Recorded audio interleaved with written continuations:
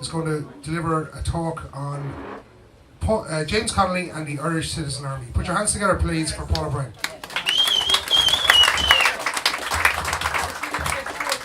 Thank you for that.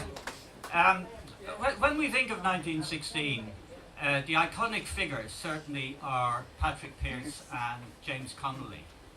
And nobody would deny James Connolly's place in history. But the role of the Irish Citizen Army is underplayed in the history books. They are usually consigned to a minor role in terms of what happened during 1916. And I think one of the reasons for that is that the Irish Citizens Army was not just concerned about national liberation for Ireland, but they wanted economic liberation for the working class of Ireland as well.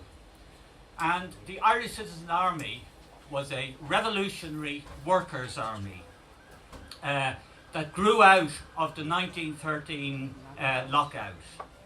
Bloody Sunday 1913, when the police attacked the workers and tenement dwellers of Dublin, 300 people hospitalised as a result of it. And Larkin and Connolly were determined that this wouldn't happen again, and that they needed an organisation to defend the strikers and the working class of Dublin from the scabs and the police attacks. And in November 1913, at a rally in Dublin, when Larkin was released from jail, James Connolly dramatically announced that we are in a state of war, he said. And he went on to say that next time we assemble here outside Liberty Hall, I want to see 4 battalions of workers lined up in military formation.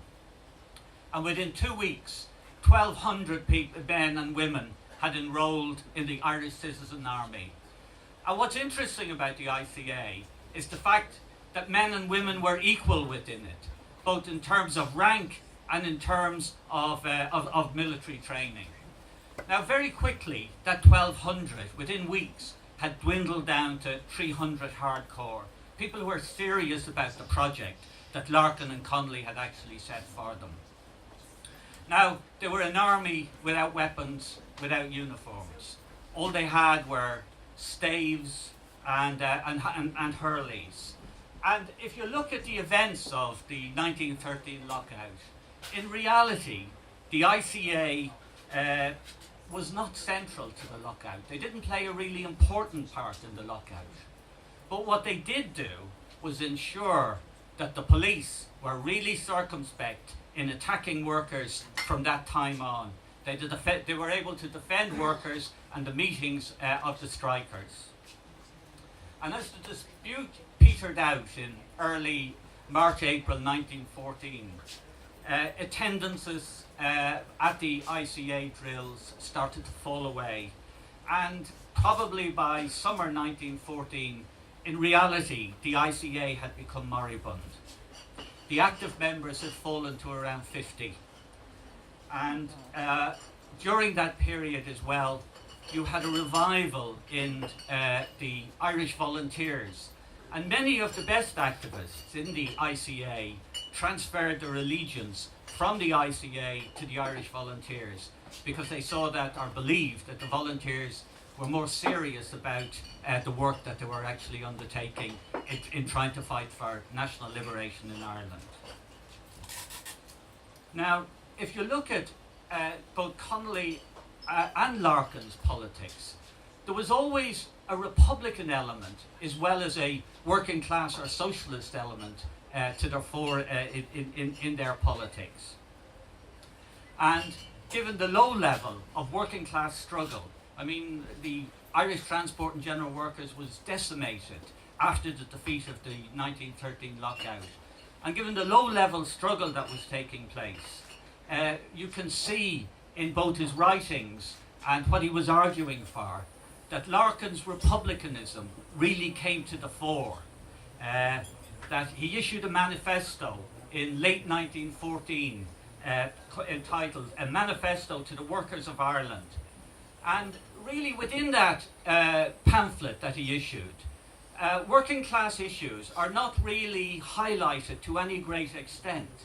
The national question at this stage is to the forefront, both in Larkin and Connolly's thinking, mainly because there was very little activity within the working class, and almost by default they were forced to rely on the nationalist movement if anything was to take place within Ireland.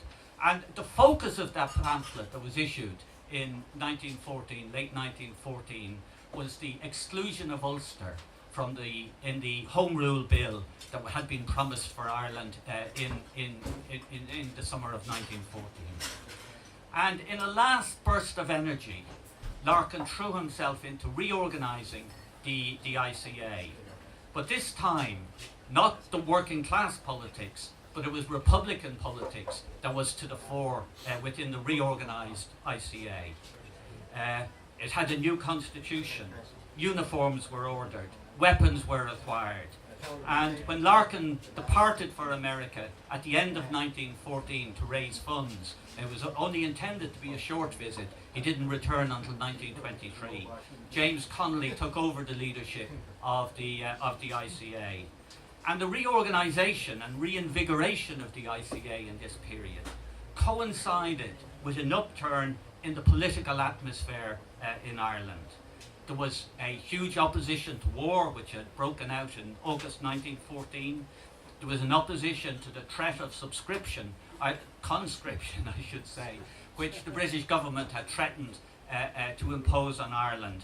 And the Irish Republican Brotherhood were planning an insurrection.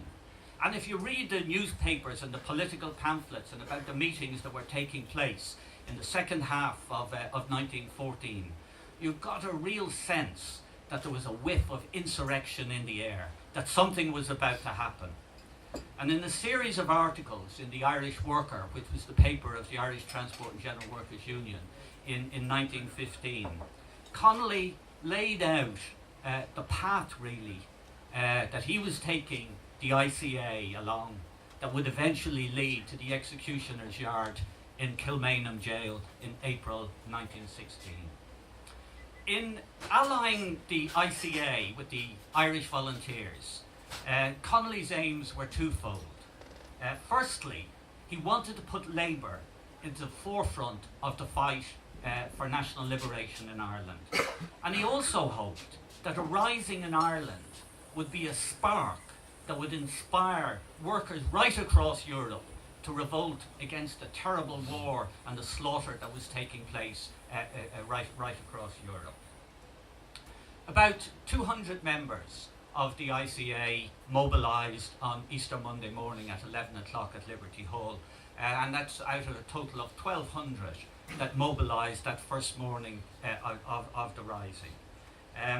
The ICA were the first group that went into action when Sean Connolly, a young Abbey actor and worker, led 20 members of the ICA in an attack on Dublin Castle. It wasn't successful, and in the process of the attack, young Sean Connolly was killed. He was in fact the first casualty of the 1916 rising. The ICA were also prominent in the garrison in the GPO and also in St. Stephen's Green, where Michael Mallon was in command, and Constance Markovich of the ICA was the number two.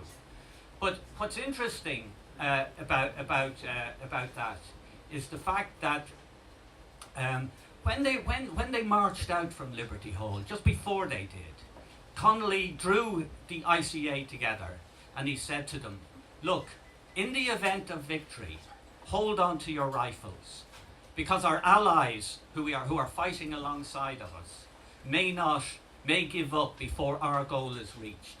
We're for political and economic freedom for the workers of Ireland, and that's what we're going out to actually fight for. And you can see his intention in the fact that while the tricolour flowed over the GPO, right across the road in the Clearys and the Imperial Hotel, which was owned by his old adversary, William Martin Murphy, from the 1913 lockout, Connolly ensured that the plough and the stars, the workers' flag, flew over Murphy's building.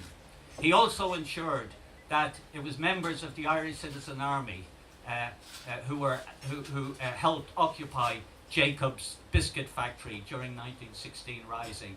Jacobs, of course, had locked out and were one of the worst employers in taking back members who'd been on strike. He also, funny enough, sent ICA members to occupy the Dublin and Wicklow Manure Company. The reason for that was that in the 2 or 3 weeks before the 1916 Rising, there had been a dispute between that company and the Irish transport workers who worked in the Dublin and Wicklow Manure Company. So you can see that Connolly just didn't have, a vague concept of national freedom for Ireland. Underlying it all, he believed that this was a potential for economic freedom for workers in Ireland. And that's why he justified the fact that both himself and the ICA, a workers' army, had joined with the nationalists in the fight during 1916. Now, if you look at the way the Rising is portrayed in history, so many people write about it, and I've heard this many times. This was a Rising where poets and playwrights enacted a drama on the streets of Dublin. Now, I think that actually is very unfair to the vast majority of volunteers, both in the ICA and the Irish volunteers, who turned out in April 1916.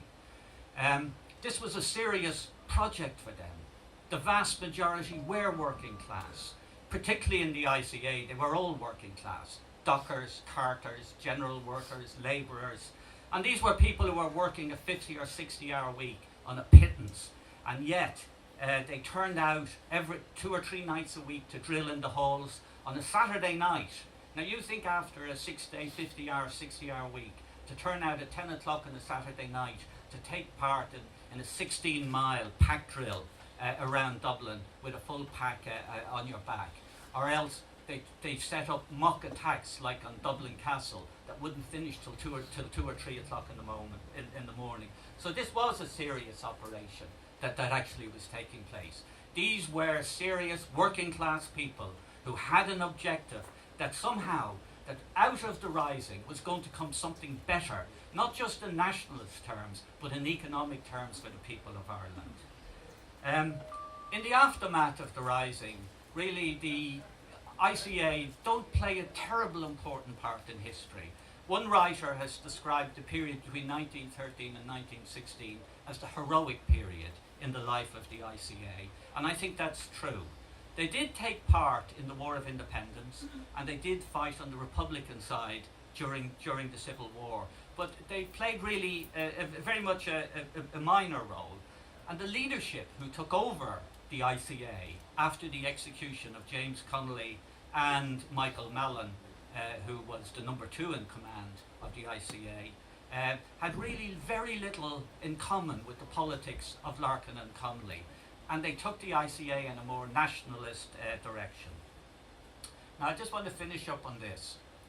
Much ink has been spilt in the socialist and historical press over the fact, over asking, was Connolly and the ICA actually right to take part in the 1916 Rising? Did they squander their forces for something that actually, ended up in the squalid, conservative Free State that emerged at the end of the war in independence? And many socialists, not many, but certainly some socialists have argued that Connolly, in fact, lowered the red flag and marched his forces into the GPO under the green flag of nationalism. Now, I think that's a wrong assessment. I think history has justified James Connolly and the Irish Citizens' Army position, both at a national and an international level. Without 1916, the War of Independence wouldn't have been possible, regardless of what the outcome, and the Free State isn't what many of them envisage. And also at an international level, Connolly's twin aim was both national liberation, and he had an international perspective. And I think no one else who took part in the Rising had this. As I said, he'd hoped that the Rising would be a spark that would set off an international revolt against war. And of course he was right. A year later, 1917, the Russian Revolution, 1918, the German Revolution, is what in effect ended the war in Europe. Larkin's or Connolly's tragedy and the ICA tragedy was that they moved too soon. Now, it's easy to say that with hindsight, and that's not to condemn them or in any way. I think the real credit that can be given to Connolly and to all the 200 members of the ICA who turned out that day was that they had the courage to act when they did. Thank you. Very insightful talk there from Paul O'Brien. Paul O'Brien.